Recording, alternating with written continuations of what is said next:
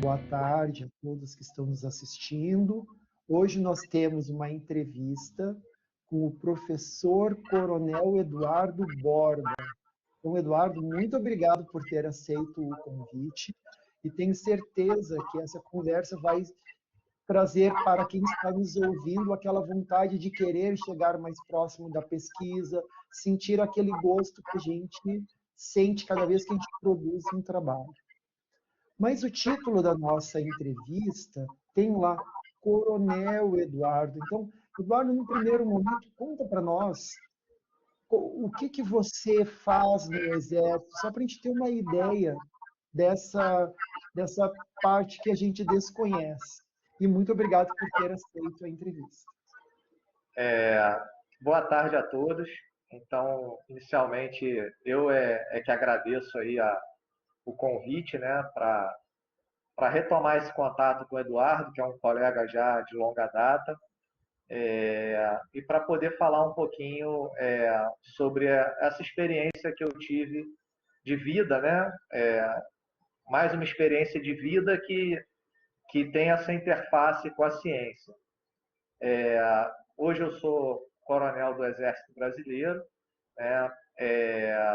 Já tenho 30 anos de Exército, e, e aí a gente começa essa história, né? Lá atrás, né? No final do ensino médio, prestando um concurso para a Escola de Cadetes do Exército, né? Que é uma das formas de entrada no Exército. Essa forma é a forma de entrada para quem vai ser militar de carreira, como eu fui que entrei lá atrás e hoje fui galgando os postos e graduações do Exército e hoje eu sou coronel.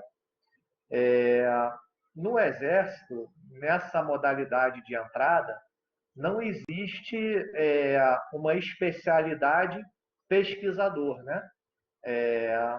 Então, nessa forma de entrada, você entra como cadete, né, do Exército, faz a Academia Militar das Agulhas Negras. Lá dentro você escolhe uma especialidade combatente, né, que a gente chama. É uma especialidade voltada para os sistemas de combate, para fazer frente a um combate, né, a um conflito armado. E eu escolhi a especialidade de artilharia. E iniciei a minha vida militar dentro desse contexto, né? Durante a academia militar, eu fui atleta da academia, da modalidade tiro esportivo, tiro olímpico, né? Inclusive, no ano passado, nós completamos 100 anos da primeira medalha de ouro olímpica do Brasil, que foi obtida no tiro esportivo pelo então tenente Guilherme Paraense. Então eu fui atleta da modalidade tiro esportivo e os atletas da Academia Militar são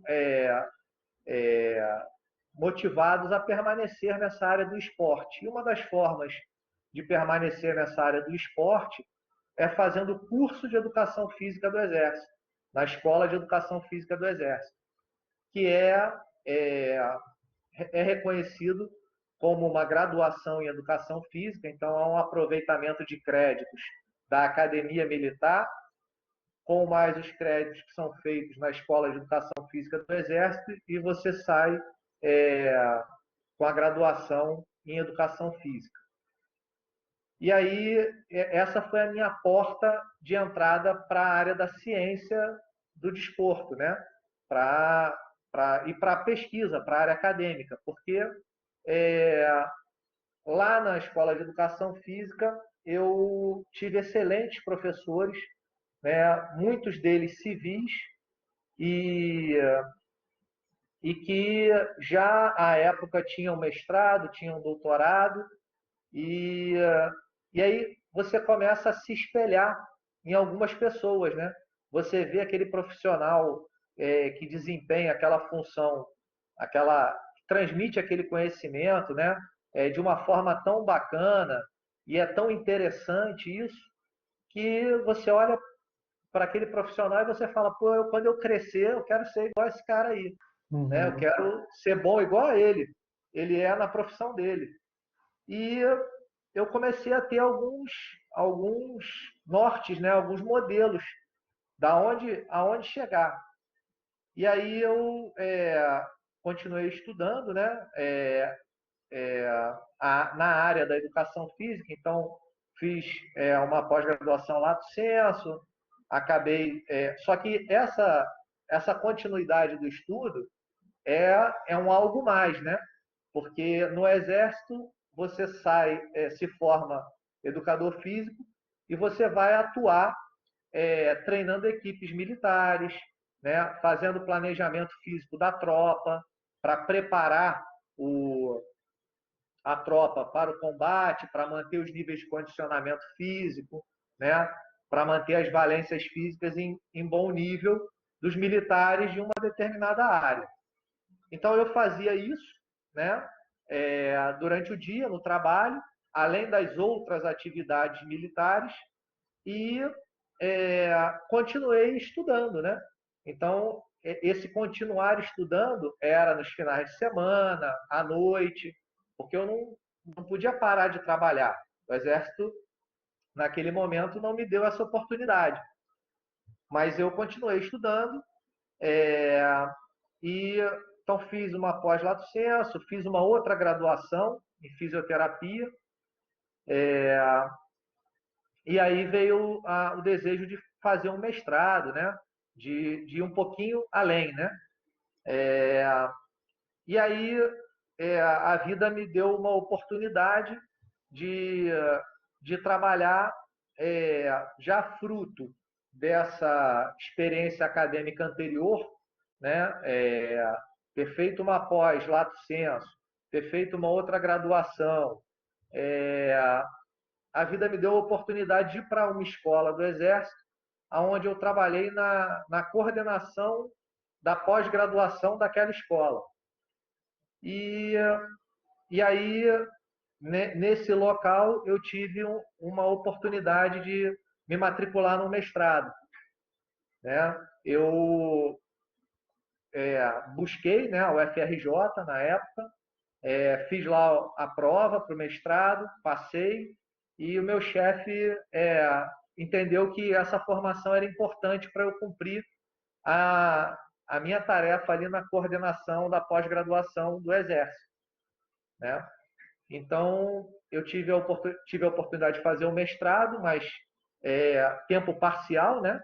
Então, eu era liberado para assistir as disciplinas obrigatórias e retornava para o trabalho. Assim como eu acho que muitos, né, que estão aqui na sala devem fazer nos seus trabalhos, enfim, né, devem compor os seus horários para conseguir fazer um mestrado, para conseguir dar continuidade a algum curso ou estudar de alguma forma. E aí fiz o mestrado, emendei no doutorado Mas, e Eduardo, desculpa interromper, mas só lhe perguntar uma coisa. Antes da gente avançar no doutorado, quando você fez o mestrado, o seu mestrado foi com coleta experimental? sim, Tá. E você conseguiu já unir um pouco do interesse também do Exército? O que foi o que você fez no mestrado? então, a gente está fazer pesquisa no ambiente militar, né? Eu ia chegar um pouco mais à frente nesse tema, mas é bom, foi boa a provocação, porque é, eu vou falar aqui de dois níveis diferentes, né? Nesse momento eu estava fazendo um curso, né? Então o meu tempo era bastante escasso, né? Trabalhando, é, estudando e ainda tinha que fazer coleta de dados e fazer a pesquisa, né? Então, nessa época, eu trabalhei com uma pesquisa qualitativa, né? No mestrado especificamente. Eu avaliei a percepção de risco é, da profissão militar na cidade do Rio de Janeiro, né? Então, foi uma abordagem qualitativa, só que em paralelo a isso, né? E aí é uma das coisas que eu acho que é interessante tocar num grupo de pesquisa, né? Já quando eu estava querendo entrar no mestrado, me disseram uma coisa que eu trouxe para a minha vida inteira e que eu falo hoje para os meus alunos, né? Me disseram o seguinte: olha, a vida do pesquisador é a produção científica. Então, se você quer entrar no mestrado, você tem que começar a produzir. Você tem que mostrar para o seu orientador que você é capaz de produzir, né? De fazer, desenvolver uma pesquisa, de escrever um relatório de pesquisa, de publicar um artigo científico, ou seja, fazer uma comunicação científica. Então, já no mestrado, eu, em paralelo com essa pesquisa de percepção de risco da profissão militar na cidade do Rio de Janeiro, que era uma época que tinha muito militar sendo morto, muito policial militar sendo morto, essa situação estava em alta, como está até hoje, né? Mas no Rio de Janeiro em particular,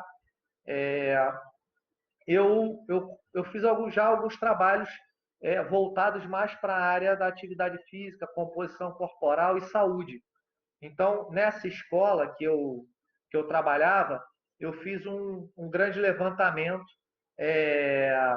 de hipertensão arterial e obesidade no público de alunos dessa escola. E essa escola é uma escola em que todo militar, todo oficial de carreira do Exército tem que fazer o curso ali.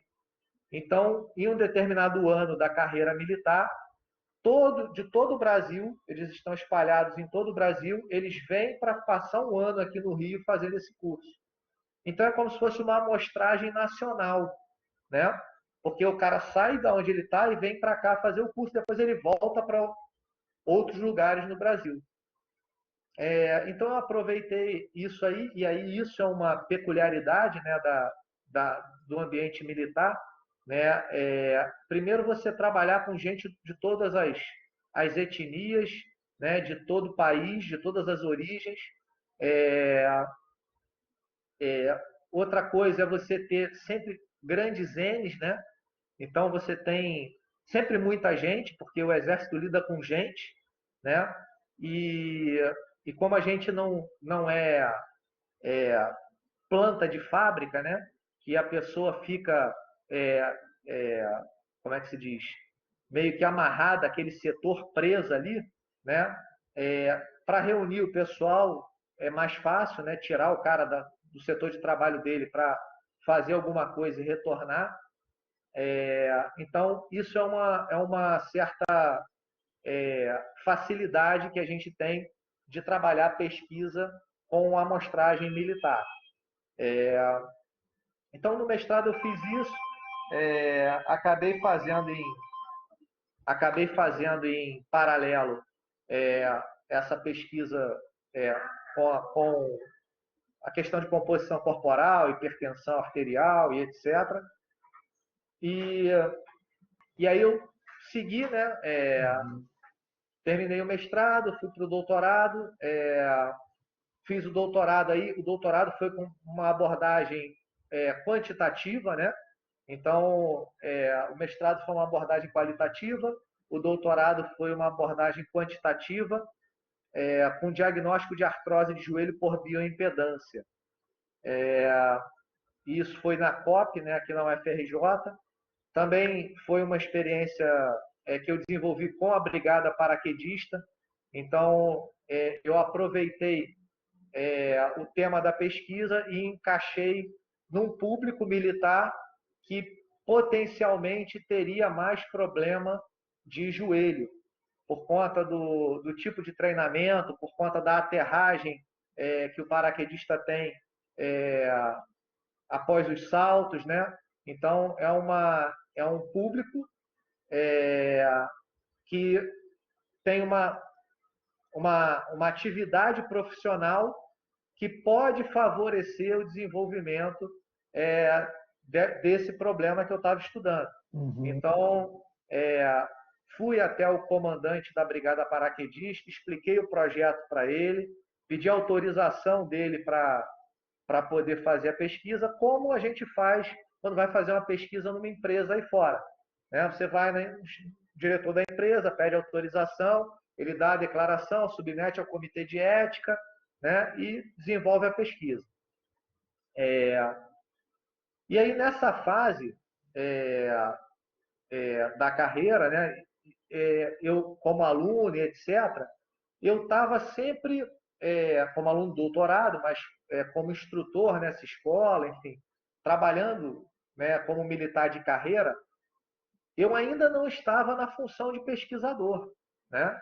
Eu estava cumprindo outras funções diferentes da função pesquisador, porque são raros os locais no Exército em que você tem a função pesquisador. Esse cara, a função dele aqui vai ser pesquisar. Né? São muito poucas vagas em instituições militares muito específicas que você tem essa função. Então, eu fui desenvolvendo essa vertente por uma motivação pessoal, por um desejo pessoal que começou lá atrás de querer ser um bom profissional na área da educação física, né? Querer ser um bom profissional na área acadêmica. E aí, depois eu fui transferido dessa escola, fui para Curitiba. Chegando aí em Curitiba, eu busquei também a UTF-PR, né, para me manter ativo no meio acadêmico e com a parceria, né, com a UTF-PR, a gente conseguiu fazer um bom link, né, da área acadêmica com a área militar. Então, a gente conseguiu fazer alguns estudos na área de composição corporal dos militares usando a estrutura da UT, né? E até da PUC, você lembra que Pois a é, gente... né, Eduardo? Aí foi nessa época que a gente acabou se conhecendo, né? E foi Uhum. nessa época que você causou em mim uma impressão muito boa, porque eu vi em você uma pessoa que era que não se prendia nos mínimos detalhes. O que eu quero dizer é, às vezes as pessoas não iniciam uma atividade porque ficam procurando pelo em casca de ovo. E quando eu conversava com você, eu via que era, vai fazer? Vamos fazer, vamos que vamos que vamos. Então, isso me motivou bastante a querer trabalhar. Eu achei muito legal ter conhecido você nessa sua atitude otimista. Eu acho que essa seria a melhor expressão, uma atitude otimista em relação à pesquisa. Mas aqui eu gostaria de fazer umas perguntas para você, até o momento Claro. do seu desenrolar acadêmico, que é o seguinte: bioimpedância, ele ainda não é 100% claro para todo mundo. Então, assim, diga para nós, se eu fizer um teste de bioimpedância e esse teste me falar a massa magra que eu tenho, ele é um teste confiável ou seria melhor fazer um teste com um glicômetro? Então, no ponto de vista de gordura e massa magra, o que você acha da bioimpedância? Eu acho que a bioimpedância, ela sendo feita por um equipamento razoável, que hoje tem muitos equipamentos no mercado e muitos bons equipamentos, tendo os cuidados, né, prévios ao exame bem fechadinhos, bem seguidos, né, protocolo de coleta de análise bem feito, ela dá um bom resultado. Acredito que melhor do que o plicômetro, porque o plicômetro a gente tem o erro interavaliador, né? E até mesmo intraavaliador. Tem a calibragem do compasso, né? De dobras cutâneas ali, do plicômetro, que também muitas vezes é negligenciado na prática diária das academias. O camarada compra lá o equipamento e usa ele 10 anos sem calibrar a mola, sem passar por por uma verificação de calibração. Então, eu acredito que a bioimpedância ela é uma ferramenta bacana, dá um resultado bastante interessante quando feito seguindo os protocolos que são recomendados. E aí, em relação a isso, né, durante o doutorado, embora eu estivesse estudando o diagnóstico de bioimpedância, o diagnóstico de artrose por bioimpedância, eu desenvolvi vários estudos com composição corporal e bioimpedância.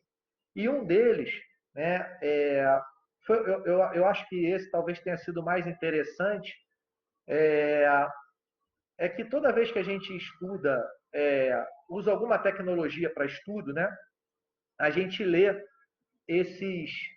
essas recomendações pré-exame, né? Então, quando a gente vai fazer bioimpedância, não pode ter atividade física nas 24 horas anteriores, não pode ter usado creme na mão, não pode ter tomado banho quente, não pode ter bebido água. Enfim, tem lá uma série de recomendações. E aí a gente começa a entrar nessa área da pesquisa, você começa a questionar um monte de coisa, né? O pesquisador, ele é um questionador nato, né? Então, uma das coisas que eu questionei foi por que, o que muda quando a pessoa chega para o exame de bioimpedância e ele fez atividade física anterior? O que acontece? Aumenta o percentual de gordura, diminui o percentual de gordura, aumenta a massa magra, diminui massa magra. O que acontece? Não tem isso escrito em lugar nenhum. Ou assim, se tem, eu não achei, né? Tinha escrito em algum lugar que eu não achei fácil. E eu estava lidando com o método. Então, eu decidi aproveitar a oportunidade de estar com aquele público, os paraquedistas militares, e desenvolver esse estudo. Então, existe um curso para você se tornar paraquedista militar, que ele dura 3 semanas, melhor, dura 6 semanas. Nesse curso, as 3 primeiras semanas são de atividade física intensa, né? Durante todo o período da manhã. Então, é uma manhã inteira de atividade física, seguida, né? Com hidratação livre, com pequenos intervalos, mas uma sessão de treino de 4 horas, né? E em dias seguidos, são 3 semanas, com 4 horas de atividade física diárias. E eu falei, vou aproveitar essa oportunidade para desenvolver um estudo, para saber o que muda. E aí nós fizemos um trabalho com bioimpedância, coletamos em torno de 100 sujeitos, antes e depois dessas 4 horas de treino. E identificamos o que muda, né? O percentual de gordura diminui radicalmente, a massa magra aumenta radicalmente, a estatura do sujeito diminui em torno de 2 centímetros, né? Porque desidratação de discos, etc. Isso é achado secundário, não tem a ver com a bioimpedância, mas são achados interessantes, né? Então, em relação à bioimpedância, esse estudo foi publicado em 2012, 2013, está disponível nas bases de dados aí, é um estudo bastante interessante que mostra o que muda quando você faz atividade física antes do exame, né? Então, isso a atividade física é um dos fatores, né, que interfere no exame. O outro fator também é a temperatura corporal, então também é importante controlar, mas é isso. Vamos dar E daí, Eduardo, uma curiosidade aqui, ó. Eu já ouvi falar que um paraquedista, o que diferencia é o tipo de paraquedas. Quando a gente vê um paraquedista que nem da Red Bull fazendo alguma coisa, o paraquedas dele não é o mesmo do militar. e a aterrissagem ela é diferente também, né? Você tem algum grau, indicador do que seria cair de quantos metros de altura em queda livre? O que que é a queda de um paraquedista? E você acha que é aí que é o problema? O paraquedas militar, né, da tropa, ele é um paraquedas que ele é acionado quando o militar sai do avião, né? Ele não é aquele paraquedas do salto livre, que é o autocomandado. O paraquedas de quem salta por esporte, né? Ele, ele é acionado pelo atleta, né? Quando o camarada salta, e depois que ele salta, ele aciona o paraquedas abre e ele navega com o paraquedas. Há uma dirigibilidade importante. O paraquedas militar não, ele tem uma dirigibilidade mínima. O paraquedista militar ele é lançado muito baixo, muito próximo ao solo. É, por isso o paraquedas dele abre assim que ele sai do avião e ele é acionado por um gancho. Então o paraquedista militar, o acionador do paraquedas dele fica preso no avião. Então quando ele sai, estica aquela fita e a fita aciona o paraquedas e ele já abre o paraquedas ali.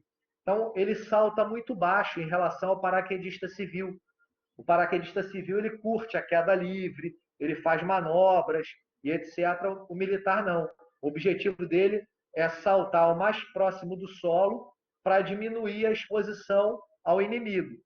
E é, o paraquedas ele desce, ele não tem muita dirigibilidade, então o deslocamento dele é mais vertical do que horizontal. Então, esse deslocamento mais vertical,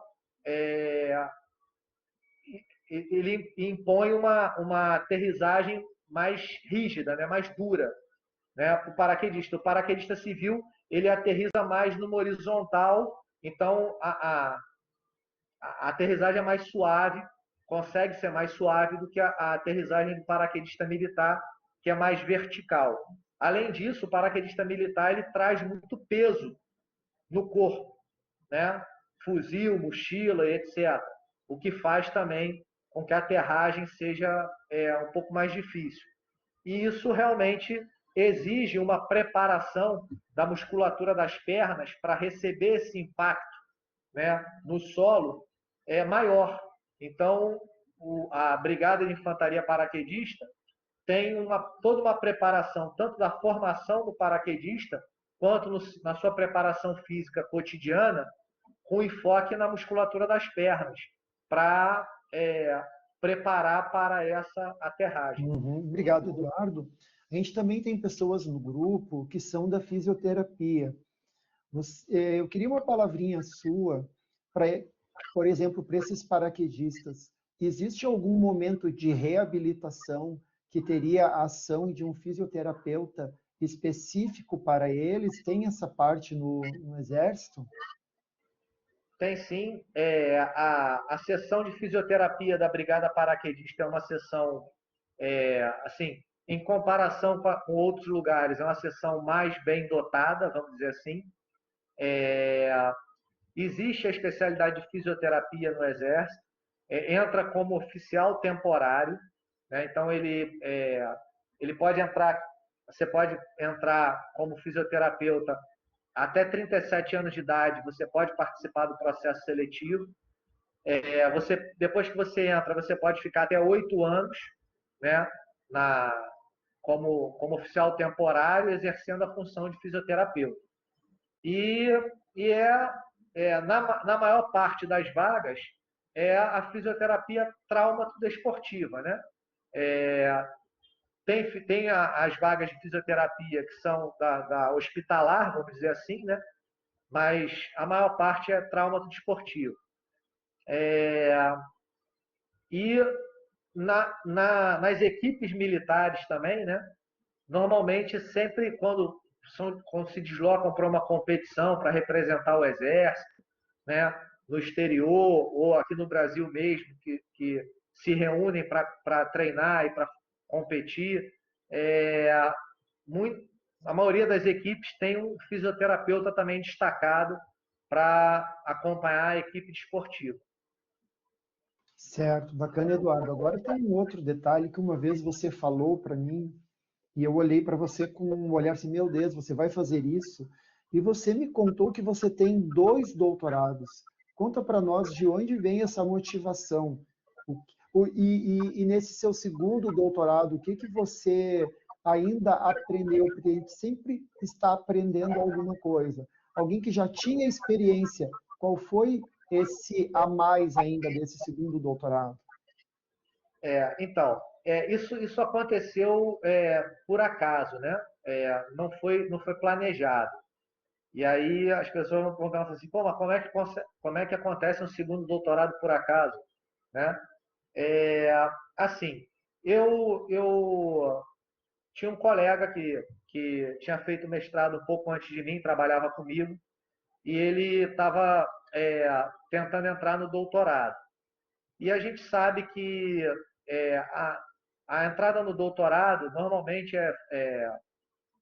alguns programas existe o fluxo contínuo, né, da entrada e, o grande funil muitas vezes é o orientador ter a vaga, né? Porque existem mais vagas de mestrado do que de doutorado e os bons orientadores estão sempre cheios de alunos, né? Querendo fazer o doutorado com ele e você depende dele ter a vaga, você entra meio que numa fila ali para o cara te aceitar quando abrir uma vaga para ele te aceitar. E aí eu comecei na COP, né, a fazer as disciplinas, Eduardo, conversando. desculpa, só fala para o pessoal o que que é a COP, porque a COP ela é, dentro da engenharia biomédica, a nota mais alta do Brasil, né? Só para dar É, uma a valorizada COP, aí. a COP é a coordenação de pós-graduação da área de engenharia da UFRJ.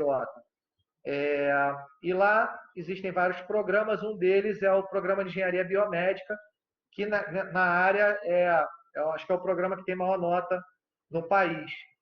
Então, assim, é muito procurado aqui no Rio de Janeiro por quem se interessa por essa área.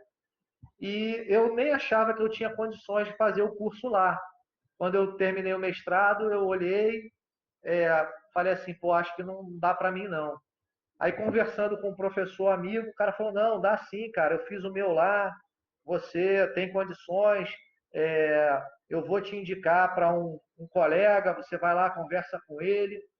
E aí assim eu fiz, eu fui lá, conversei com o professor, ele falou para mim, faz a prova aí do mestrado, porque é, eu ia fazer o doutorado, ele mandou fazer a prova para o mestrado, porque ele queria saber se eu tinha domínio das exatas, né, por conta da demanda de exatas, e, e vai fazendo a disciplina aí, nós vamos montando um projeto, e quando eu tiver vaga eu te aceito.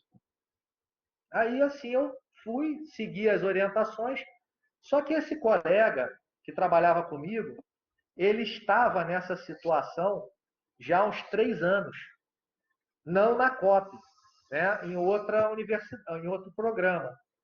E eu comecei a ficar com receio de isso acontecer comigo.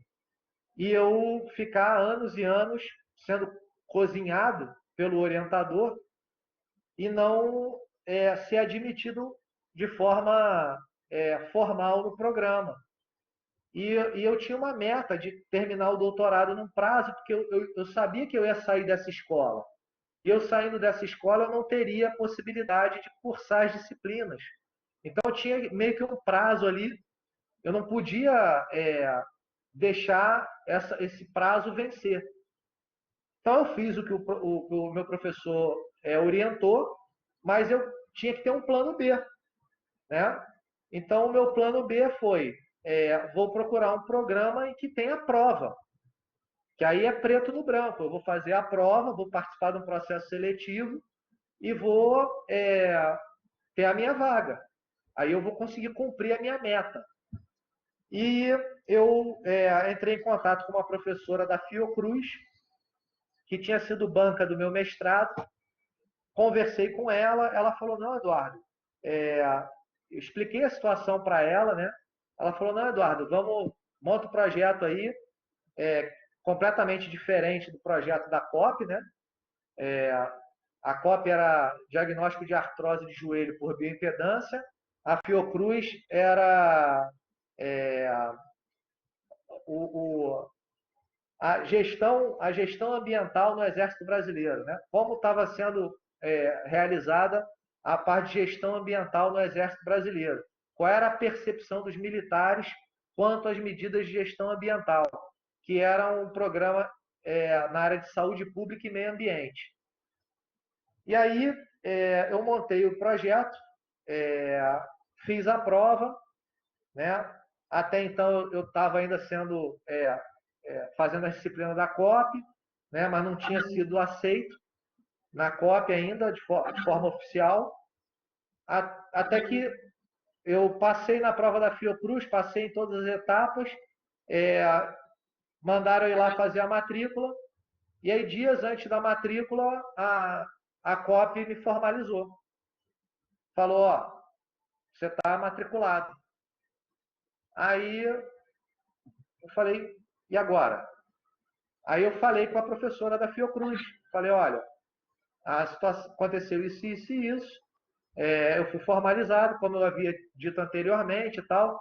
Eu acho que a gente não precisa perder o trabalho do projeto. Eu vou desenvolver o projeto que a gente estruturou junto, porque eu achei que era um dever meu, já que ela se envolveu no projeto, me deu a vaga, né, no processo seletivo, que eu deveria cumprir, dar um feedback naquele projeto. Então, eu falei, olha, eu vou cumprir o projeto, eu vou fazer a pesquisa, a gente vai publicar, esse tempo que você teve comigo não vai ficar perdido. Mas ela falou, não, negativo. Você toca os dois doutorados. Eu quero um vínculo formal com você para que a gente desenvolva esse projeto e tal. E eu falei, não, mas sim, aí vai ficar difícil para mim. Ela, não, tem que ser o vínculo formal, você toca os dois, eu não me importo, você está fazendo lá a cópia, eu sei disso, você pode dar prioridade lá, porque começou primeiro, mas você defende aqui no prazo, está tudo certo, a gente faz, você faz o mestrado, o doutorado aqui comigo também. Aí eu falei, bom, se você então entende que eu vou, nos primeiros anos, dar prioridade à COP, vou cumprir as obrigatórias aqui e tal, tudo bem. Aí eu acabei meio que sendo forçado, né, a fazer o segundo, né, também, que é o da Fiocruz. Então eu defendi o da COP em 2009, né, e defendi o da Fiocruz em 2011. E o interessante para aprendizado, né, é que são duas abordagens distintas, né? A COP total quantitativo e a Fiocruz total qualitativo, né? Análise de conteúdo, entrevista, enfim, bem qualitativo. Isso foi bacana transitar nos dois approaches, porque hoje eu me sinto confortável em transitar nas duas áreas, tanto na área qualitativa quanto na área quantitativa, quanto desenvolvimento de instrumento de psicometria, porque foi uma outra vertente da COP. Enfim, isso foi muito legal ter tido essa experiência com as duas grandes áreas da ciência. Aí, Eduardo, quando a gente se envolve em pesquisas diferentes, a gente tem que ter um olhar estatístico muito criterioso também. Como é que você desenvolveu o seu olhar estatístico com pesquisas qualitativas e quantitativas? Como é que foi esse processo? Você tocou em paralelo? Você fez algum curso especial? Como é que foi? Então, eu tenho um grande amigo que se chama professor Roni Raggio. Quem já estudou epidemiologia aí, em livros um pouco mais antigos, deve ter lido alguma coisa dele. O Roni, ele é um camarada muito conhecido no meio da estatística e da epidemiologia, e ele era professor do IESC, onde eu fiz o meu mestrado. e a gente acabou ficando amigo, né? Porque ele, no momento é, da, da, do ensino médio dele, ele fez colégio naval, e aí pintou esse link com o lance do militar, né? E ele é um cara muito bacana, a gente tem mais ou menos, ele é um pouco mais velho do que eu, mas dá uma ombreada na idade e a gente acabou ficando amigo.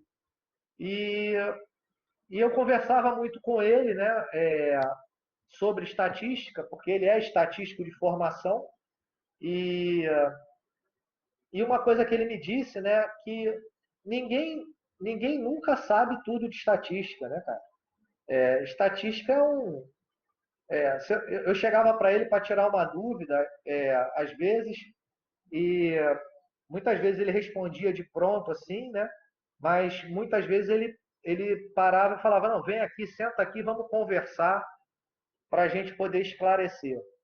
E, e a estatística, eu acho que é isso que ele falou: ninguém nunca sabe é, tudo da estatística. Você vai aprender estatística quando você vai usar aquela análise.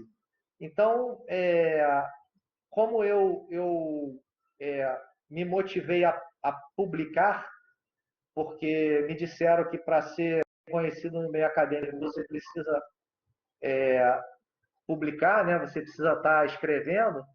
Eu acabei buscando alguns, alguns trabalhos, elaborando alguns trabalhos e, me vendo defrontado com ter que fazer algumas análises estatísticas. E aí, de pouquinho em pouquinho, eu fui aprendendo, é, entendendo a estatística descritiva, né, que é a mais simples, né, estudando, entendendo depois cada teste, né, lendo muito os trabalhos e vendo que tipo de abordagem estatística é feita é, nos, nos trabalhos, né, de acordo com o desenho, e fui aprendendo mesmo fazendo.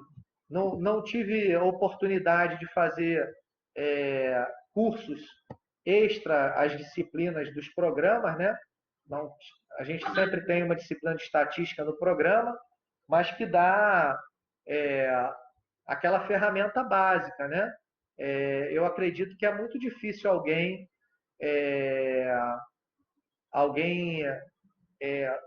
fixar mesmo o conhecimento da estatística só com assistindo um curso ou só com as disciplinas do mestrado.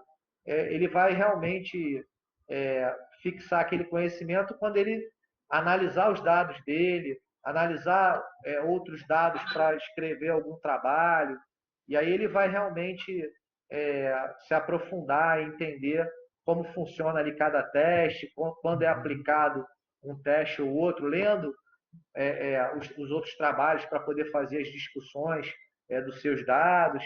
Eu acho que o caminho para aprender estatística é esse aí. É bem por isso também que você falou agora, Eduardo. Como a gente já está chegando mais próximo do final dessa entrevista, eu gosto muito de escutar conselhos. Então, eu vou lhe fazer uma pergunta que é assim sobre conselho de estatística. Em qual sentido? A gente, às vezes, escuta alguém falar assim: se o paper mandar você se jogar na ponte, você vai se jogar na ponte? Porque a gente sempre se defende, de uma certa maneira, porque um outro paper fez, né? Que conselho você dá para quem está iniciando a escrever o seu artigo e vai copiar a estatística de um outro paper? Você acha que pode ser bom, pode ser ruim? Qual é o seu entendimento sobre isso?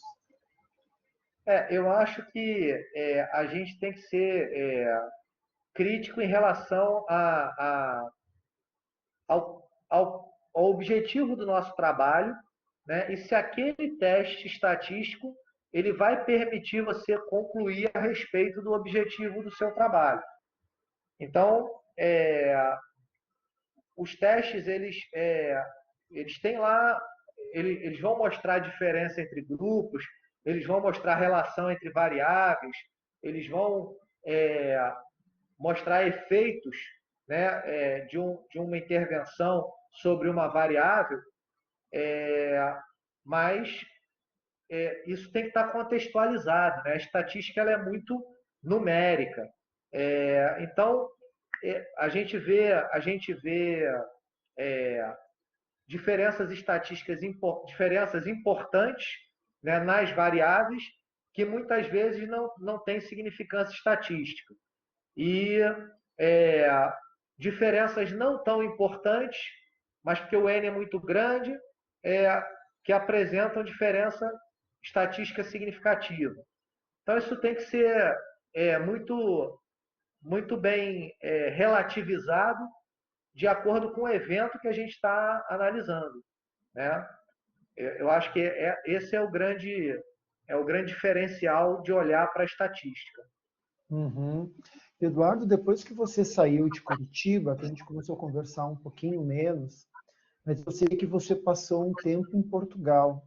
Essa sua ida a Portugal também você teve, eu não sei se foi pela pesquisa somente, se foi ou somente por atividades do Exército que não estavam relacionadas, mas você teve alguma parte de pesquisa aí em Portugal? Então, aí, antes de eu falar disso, eu quero deixar a mensagem, a ideia, a força já dessa experiência que eu vou falar, que nunca diga que alguma coisa é impossível. Nada é impossível, né? Nada é impossível e se você fizer por onde, as coisas boas acontecem na sua vida. Eu estava trabalhando no Colégio Militar de Curitiba, na área de ensino, né?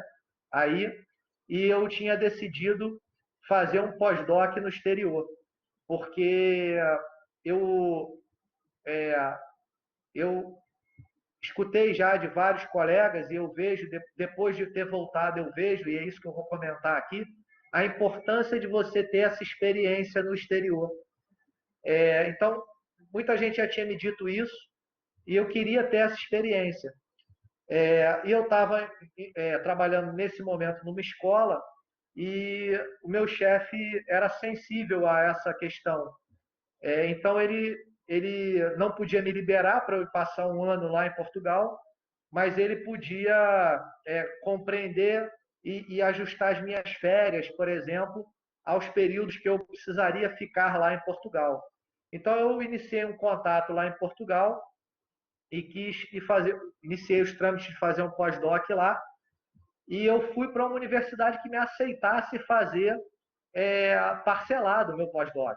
Que eu fosse lá, passasse um mês, voltasse, depois, 6 meses depois, ia lá, passasse mais um mês, voltasse, escrevesse, enfim, porque era o tempo que eu tinha e eu queria fazer. Então eu estava disposto a fazer nas minhas férias. E aí iniciei todos os trâmites e quando já estava tudo bem alinhado, o meu chefe me mandou ligar para o MEC do Exército, o que é o MEC do Exército, e passar algumas coisas que a gente estava fazendo no Colégio Militar. E quando eu liguei para o MEC do Exército, o colega que me atendeu lá era um colega que já tinha trabalhado comigo anteriormente e ele estava gerindo é, a oferta de algumas bolsas do programa Ciência Sem Fronteira no Exército. E estava sobrando bolsa de pós-doc. E ele me conhecia, ele falou para mim assim, cara, tu não vai mandar uma proposta para a bolsa de pós-doc, não? Aí eu falei, como é que faz isso? Ele falou, não, cara, você tem que mandar isso, isso e isso, você tem no máximo umas 2 semanas para mandar isso para cá, com tais documentos, que você mandando isso tudo tem boa chance de ser aceito. Aí eu falei, ok, beleza. Aí eu saí dali, falei com o meu chefe, ele autorizou eu mandar. Eu montei todo o processo que eu já tinha, né? Dei só uma ajustada para que o projeto atendesse alguns interesses do Exército e deu certo. E eu tive a oportunidade de fazer um pós-doc em Portugal. Passei um ano lá estudando termografia, né? A resposta térmica ao exercício físico. Então, foi uma experiência muito interessante. A universidade lá me apoiou de uma forma muito bacana. O meu tutor do pós-doc ele, é, ele, por ser um pesquisador com uma produção muito grande, ele acabou exercendo uma função administrativa na universidade e não pôde acompanhar muito de perto é, o estágio, mas ele me deu meio de trabalho. Então, ele me apresentou um colega lá, que trabalhava com ele, e me deu alunos de mestrado para que eu pudesse orientar lá em Portugal. Então, eu peguei o projeto que eu tinha montado de pós-doutorado, distribuí para os alunos de mestrado e acompanhei todas as coletas e todos os projetos, subprojetos, né? Então, foi um período muito legal, onde a gente conseguiu fazer trabalhos muito interessantes na área de termografia do esporte. E, por ser uma cidade universitária, os alunos da universidade eram os voluntários para pesquisa, porque eles passavam a semana na cidade, né? Eles iam para a cidade, passavam toda a semana na cidade e viajavam para as suas cidades no final de semana. Então, o horário que eles, durante a semana, eles tinham muito horário livre, entre aspas, né? Porque iam para a residência universitária ou estavam livres, né? Então, isso facilitou a coleta de dados, isso foi muito bacana. A interação com professores de outras universidades, tive a oportunidade de visitar outras universidades na Europa, ver como é que o meio acadêmico funciona lá na Europa, como são avaliados os professores, os programas, né? Enfim, foi uma experiência muito, muito interessante. E foi um ano que foi muito produtivo, né? Essa área da termografia do exercício era uma área que estava iniciando, né, a produção científica, então tinham alguns escassos estudos nessa área e a gente, nesse ano, deu uma impulsionada nessa área do conhecimento muito, muito importante. Então, os estudos produzidos nesse ano passaram a ser referência aí, por um bom tempo, né, e continuam sendo referência na área de termografia do movimento, termografia do esporte, né? Isso, isso, isso me traz uma satisfação muito grande, né? No ano passado, em um evento desse de termografia no final do ano, um grupo da Espanha, que é um grupo muito forte também na área da termografia do esporte, o professor Manuel Cileiro apresentou um trabalho sobre a produção científica na área de termografia do esporte. E o país que está em primeiro lugar nessa área é o Brasil, né? Então, nessa ocasião, ele citou o meu nome e o do professor Bouzas, de Minas Gerais, que também produz muito nessa área. Então, foi um reconhecimento. A gente ter reconhecimento do que a gente faz é sempre muito bacana. E esse reconhecimento veio, um dos reconhecimentos veio nesse evento. Né? E aí, fazendo o link agora com o Exército, eu nunca ia imaginar que o Exército ia me dar essa oportunidade, né? E houve essa oportunidade. E aí depois o Exército me transferiu para o Instituto de Pesquisa da Capacitação Física do Exército, aqui no Rio de Janeiro, que é o único lugar no Exército onde você tem uma vaga de pesquisador na área da educação física. Então, depois de eu ter feito esse pós-doc em 2014 e 15, eu vim transferido para trabalhar como pesquisador na área de educação física nesse Instituto de Pesquisa do Exército, que fica aqui na URCA, no Rio de Janeiro. Então, e aí desde então, desde 2015 para cá, eu realmente tive a oportunidade de trabalhar no meu dia a dia né, no meu expediente dentro do Exército com essa área de pesquisa na área da educação física.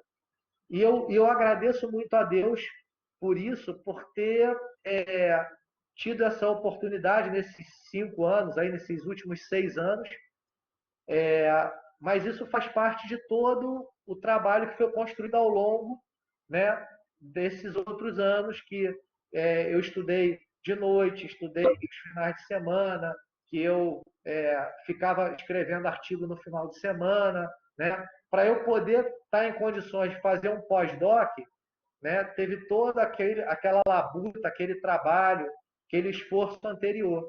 E aí eu tive essa grata satisfação em 2014 e 15, e desde então trabalhar no dia a dia com a pesquisa dentro da área da educação física no Exército.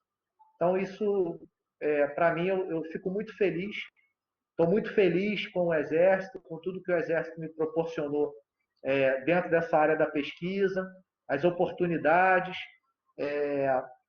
e aí, sem me alongar muito, só falando de uma outra vertente, né? Existe, todo mundo conhece o Comitê Olímpico Internacional, né? Só que existe, no meio militar, existe o CISM, que é o Conselho Internacional de Esportes Militares, que é o paralelo, é o congênere do COI na área militar. E esse COI, esse CISM, ele tem um conselho científico. Em 2016, esse conselho científico ele foi reativado, composto por um representante por continente. E eu fui indicado como representante da América do Sul nesse conselho científico. Então, também é uma grata satisfação poder ser o representante da América Latina no conselho científico do COI, né, do congênero do COI, no meio militar.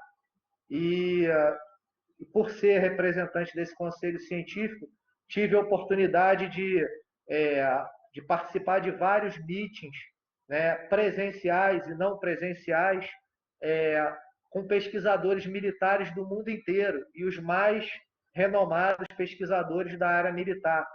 Isso também foi uma experiência muito bacana de ver como outros exércitos, né, exércitos de primeiro mundo, Canadá, Estados Unidos, Finlândia, né, trabalham essa capacitação física, essa preparação física. Então, isso também foi uma experiência muito bacana, muito gratificante, e que a pesquisa, né, o meio acadêmico, a pesquisa científica me proporcionou, e eu espero ter respondido à altura, né, quando me foram solicitadas as recomendações ou as participações nesses eventos. Que legal, Eduardo. A gente está chegando aqui próximo do final e, como eu estava já falando dos conselhos, que eu gosto muito dessa parte dos conselhos, mas mesmo que você não tenha dado um conselho ainda, vou dizer o que eu aprendi hoje, que você comentou, era que você não toma ações isoladas. Você sempre comunica às pessoas das ações que você está tomando. Tanto quanto a orientadora da Fiocruz, que você explicou para ela a situação, como você sempre falou sobre seus chefes, que você também respondia seus. Então, eu vejo que isso é uma virtude, eu vejo uma coisa muito boa, porque a comunicação ela ajuda muito no nosso meio acadêmico. Mas é um pormenor, uma vez eu encontrei o seu ex-orientador e você não estava presente, eu falei que eu conhecia você. Eu encontrei ele num congresso. E ele falou assim, o edutrator. Então, você tinha esse apelido, não é à toa, né? Um trator que está ali puxando e fazendo força. Agora, quem fica preparando tanto a terra, plantando, vai ter que colher bons frutos, né? Não tem. E, por outro lado, quem planta tomate, colhe tomate, né? Então, tudo que você plantou, está transparecendo para nós que você conseguiu colher e esses frutos são de qualidade. Mas, e que conselho você dá para o pessoal que está no início de carreira, aquele pessoal que ainda não tem nem coragem de falar que é pesquisador, porque acha que sua insignificância é muito pequena, e sabe como que a gente é nesse meio acadêmico, né? Uma cobrança muito alta. Conselho que você dá para essa juventude? Edu, primeiro assim, trabalhar, né? Trabalhar duro, porque nada resiste a um trabalho bem feito, né? Então, persistir, né? Ter perseverança nas suas empreitadas, eu acho que é muito importante. Eu sempre acreditei nisso e nas vezes que eu pensei em desistir, sempre alguém chegou para mim e falou: olha, continua que vai dar certo, e eu persisti e deu certo. Então, é perseverar, né? Continuar, trabalhar, ter boas ideias ajuda, né? Aos trabalhos a saírem, mas uma coisa que você reportou aí que acha interessante no meu perfil de não procurar cabelo em ovo, né? Se eu puder dar uma dica aí para quem está começando a escrever, né? Para quem precisa publicar, ou para quem precisa escrever, primeiro a virtude está no meio, né? Não nos extremos. Então, não adianta você ser extremamente crítico, porque você perde o time da coisa, né? Você ficar remoendo demais uma coisa, você perde o time daquela coisa. E, por outro lado, se você não é minimamente crítico, você passa a ser desacreditado, porque uma pessoa mais ou menos crítica vai ver logo que não está bom aquilo ali e vai te descartar de vez. E quando a gente pensa em trabalhos acadêmicos, eu acho que isso é muito válido, né? Então, está preparando um trabalho para ser submetido a uma banca ou para ser submetido a uma revista, né? Então, tem que ter ali, sim, tem que ser crítico ali. Não pode deixar erros grosseiros passar. Tem que olhar com calma, analisar a pertinência das coisas, fazer o melhor que você pode, né? Fazer sempre o melhor que você pode naquele momento. Mas não ficar inseguro, não ficar inseguro de, uma vez que você fez, isso aqui, pronto, eu acho que não sei mais o que melhorar. Então pronto, e aí manda para frente. Não ficar inseguro, mas será que tá bom? Ai, não sei. Ai, mas e se? E se o cara pensar isso? E se a banca pensar aquilo? E se o revisor falar isso? Não. Você fez o melhor que você acha, o melhor que você entende daquele conteúdo, daquela análise, daquele trabalho? Fiz. Então dá a cara a tapa, né? Não tenha medo de dar a cara a tapa. Se você fez o melhor que você pôde, você está com a consciência tranquila.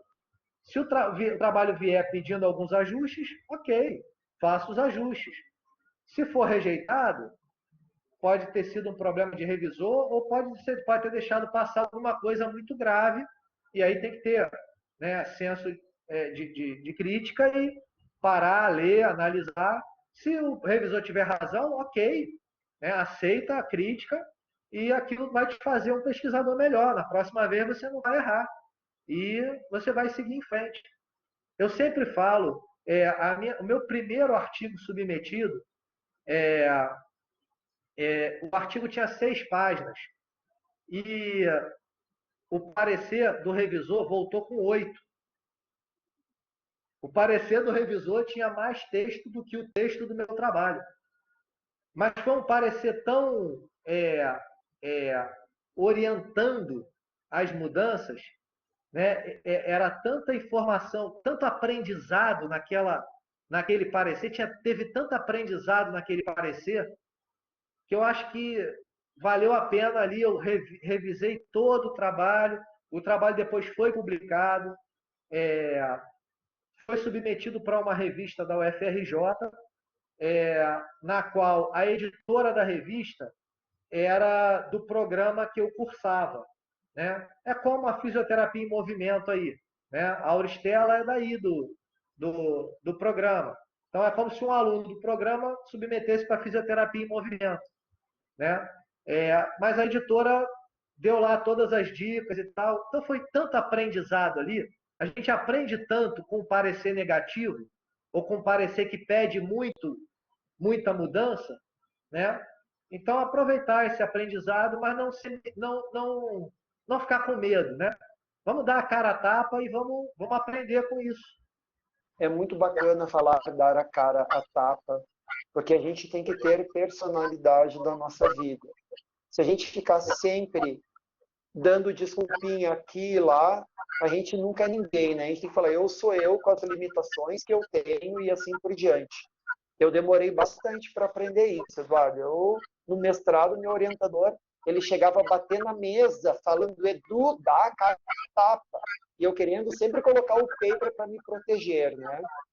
Bem bacana. E a gente está finalizando aqui. Eu agradeço, Eduardo, o tempo que você destinou para nos ajudar, para deixar a gente mais motivado no grupo de pesquisa. Muito obrigado. Eu sei que para quem trabalha muito, essas horas, esses minutos aqui vão fazer falta. Você vai compensar em algum outro momento, mas saiba que não foi perdido, foi de grande aprendizagem para nós. Cara, é um grande Muito prazer. obrigado. É um grande prazer retomar o contato aí com a PUC, com o grupo de pesquisa de vocês. Estou à disposição aqui no Rio para as parcerias, para as palestras, que eu puder ajudar, estou aqui. Quem quiser um dia, né, quem vier aqui no Rio um dia e quiser entrar em contato para conhecer a estrutura que o Exército tem ali na URCA, os equipamentos, o Instituto de Pesquisa, enfim, como isso é feito dentro do Exército, estou à disposição, basta fazer um contato aí, a gente engrena isso aí, tá? Então, fica aí a minha total disposição para colaborar e contribuir com o grupo e ajudar e aprender também, né? Quando tiver a oportunidade aí de algum de vocês apresentar alguma coisa e eu puder participar, estou à disposição também. Tá certo. Então, Eduardo, muito obrigado. Nós ficamos por aqui.